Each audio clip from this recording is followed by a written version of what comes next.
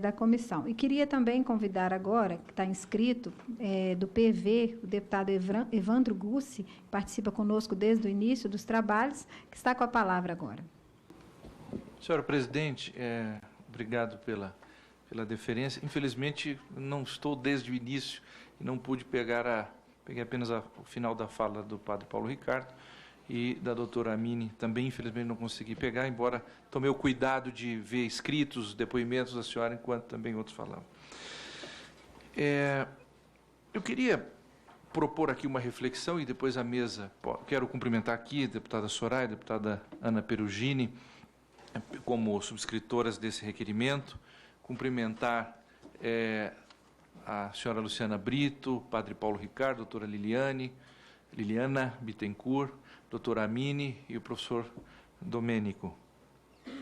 E dizer o seguinte, ouvindo atentamente e conhecendo um pouco desse tema, eu tentei estruturá-lo aqui e propor uma reflexão, não de cargas de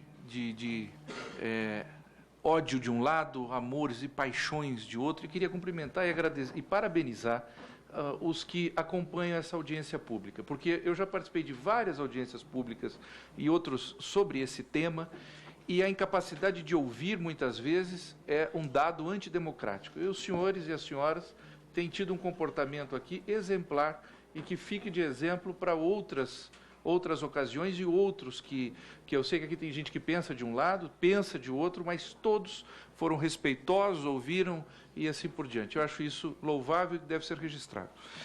E queria propor aqui um processo estrutural. Primeiro, todos nós estamos aqui diante de um problema que julgamos e sabemos ser real e que todos queremos resolver. Nós todos aqui somos contrários a situações injustas de discriminação. Todos nós aqui somos contrários a situações injustas de discriminação. Eu não acredito que haja aqui uma pessoa que não se sinta extremamente dilacerado ao ver uma mulher que seja espancada por um homem, que seja mantida em cárcere privado, ou qualquer outra situação minimamente vexatória, até porque isso, para mim, seria um padrão de problema psíquico, né? Ou criminoso. Tá? Então, situações injustas de discriminação movem a todos nós. E, no caso da relação homem e mulher, o que de fato nos agride são, especialmente, os homens, ou que não sabem por uma falta de educação adequada, ou que mesmo sabendo, usurpam alguma pretensa superioridade física que possuam em relação às mulheres. Então, eu queria primeiro plantar o problema. Há um problema.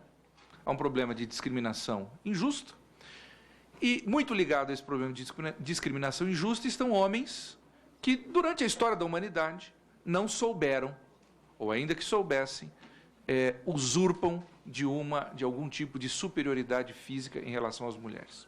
Bom, de fato, se nós olhamos o problema histórico, nós percebemos que os regimes, os sistemas sociais primitivos, não sabiam lidar bem com esse processo. Viam na superioridade física masculina, pelo menos de regra, tá? Um poder que deveria ser usado para apenas algum tipo de opressão, que poderia ser usado como um tipo de opressão. É a cena clássica, os que têm pelo menos mais de 30 anos, leram uma historinha em quadrinhos do Piteco, que arrastava a sua esposa pelo cabelo, não era isso?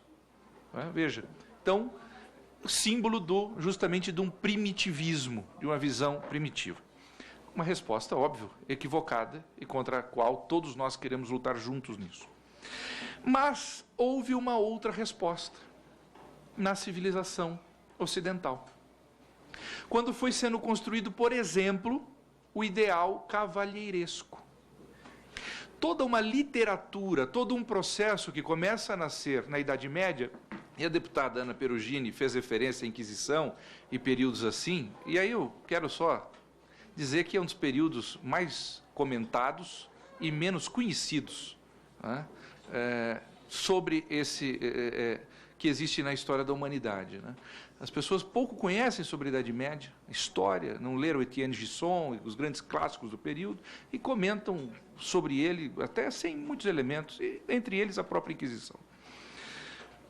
O que aconteceu em todo o ideal cavalheiresco, por exemplo? Foi sendo construída uma pauta de literatura, de práticas, de educação, que previa o seguinte: de fato, há uma superioridade física entre o homem e a mulher, mas essa superioridade física não deve levar à opressão da mulher pelo homem. Pelo contrário, essa superioridade física deveria, sim, ser um elemento de proteção à mulher.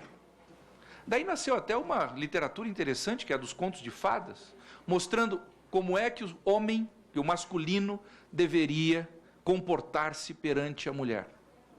É ajoelhando-se diante dela, é colocando um manto para que ela passe sobre a poça d'água, é defendendo-a de todos os perigos, ou seja, para que o homem entendesse que a superioridade masculina, do físico, não era razão para opressão, mas era razão para defesa e uma servidão. Era assim que o ideal cavalheiresco ensinava que os homens se comportassem diante das mulheres. O seu servo, eu estou aqui, eis o seu servo. Essa foi toda uma construção que foi sendo feita para responder aos equívocos do primitivismo. Óbvio, nem todos aprenderam ou aprendem a lição. E a doutora Amine lida com inúmeros homens que não aprenderam essa lição. Mas a lição existiu e a lição fez muito bem à humanidade. E isso não pode ser ignorado. Ou se é ignorado, ou é por ignorância, ou é por, de fato, e aqui vou para a conclusão, por aí um projeto, outro que, enfim, não vou entrar nesse assunto. O grande problema da ideologia de gênero é que ele também tenta oferecer uma resposta para isso, aparentemente, pelo menos. Só que é a resposta, com todo respeito, equivocada. Porque a primeira coisa que a ideologia, qual a ideologia de gênero, eu queria que prestasse atenção nisso. A primeira coisa com a qual a ideologia de gênero vai acabar é com os Jogos Olímpicos. Acaba. E eu fiz aqui uma chatice até, de fazer o seguinte. No 100, sim, mas veja bem, ideologia Olimpíadas a partir da ideologia de gênero. O recorde dos 100 metros rasos masculino é de 9,63 segundos. O do feminino é 10,62. Os 200 metros rasos, 19,30 para 21,34. A maratona, de 2 horas e 6 no masculino, ela vai para 2 horas e 23 no feminino. A minha pergunta é, as mulheres não correm mais. Daí tem o salto em altura, tem o salto em distância. É um problema só educacional? Ou seja, se nós formos educar as mulheres, elas vão correr mais do que os homens, vão saltar mais do que os homens, carregar mais peso do que os homens, e assim por diante? Bom, não, eu até pediria, eu até dispensaria aqui os aplausos, porque também vou querer dispensar as vaias, entendeu? Isso não é estratégico. Fala sobre salto com vara para o pessoal de gênero também. Tem salto com vara aqui também, mas enfim. 5,97 para homens e 5... Bom, por que eu estou dizendo isso? Eu entendi. Por favor, deputado, continue, por favor. Tá bem. O que eu estou querendo mostrar claramente? Negar que há uma distinção biológica e que essa distinção biológica tem uma razão de ser, tem um porquê de ser, me conduz, Excelência, a um problema sério. Porque quando eu digo, de fato, que eu sou homem, mas não sou homem, posso ser mulher, e vice-versa, primeiro que acabamos com isso, com toda a pretensão de igualdade racial. Porque eu vou chegar à mesma conclusão. Não há diferentes cores, raças. Isso é só biologia. Tudo depende da maneira como eu me enxergo. Eu posso, então, a partir... Se eu sou homem pela biologia, mas não preciso me enxergar como homem, eu sou branco, até bastante, por sinal, mas não preciso me enxergar como branco. Posso me enxergar como negro. E o negro não precisa se enxergar como negro, pode se enxergar como branco. E aí o mais grave, o estuprador que chegar diante da sua sala de audiência pode também não querer se enxergar como estuprador, mas como alguém que tem desejos sexuais exóticos. Isso, para mim, parece muito grave. Existe um seriado da Discovery Channel chamado Most Evil, né? Traduzido no Brasil, o Índice da Maldade, que constrói o índice da maldade, chegando aos máximos psicopatas, serial killers. E aí eu vou permitir a esses sujeitos dizerem, olha, não há um padrão objetivo do que é o bom, do que é o mal, do que é o certo, do que é errado, do que é o natural ou é o antinatural. Você vai poder se enxergar como é. Então alguém que mata 30, 40, 50 pessoas pode dizer, meu amigo, eu sou apenas diferente de você. Porque um argumento, isso eu aprendi nas aulas de lógica, para que ele tenha mínima possibilidade de ser verdadeiro, ele tem que ser levado às últimas consequências, e é isso que eu estou fazendo. Eu estou esticando a ideologia, o argumento da ideologia de gênero. O problema é o seguinte, ele não sustenta 10 centímetros, ele já rasga.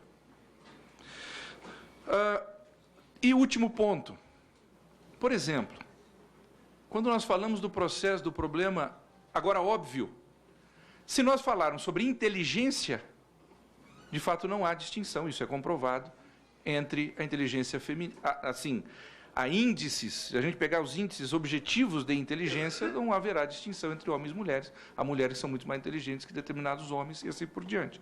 Agora, é comprovado que as inteligências são diferentes, em regra, pelo menos. E outras inúmeras capacidades. O que não dá para dizer é que há uma igualdade, essa resposta da ideologia de gênero. Há um problema que é verdadeiro, ela é equivocada. E um último ponto é o seguinte, por exemplo, foi citado aqui a questão da mulher na economia. Muito curioso que o nascimento da palavra economia, oikos, nomos, as regras da casa, acontece na Grécia Antiga. A economia, as regras da casa, acontece na Grécia Antiga. E a economia nasce, olha, atenção a isso, a economia nasce como um papel próprio da mulher. Quem organizava a casa e os processos econômicos eram as mulheres, porque os homens estavam dedicados a outras atividades, especialmente à política, no caso dos cidadãos.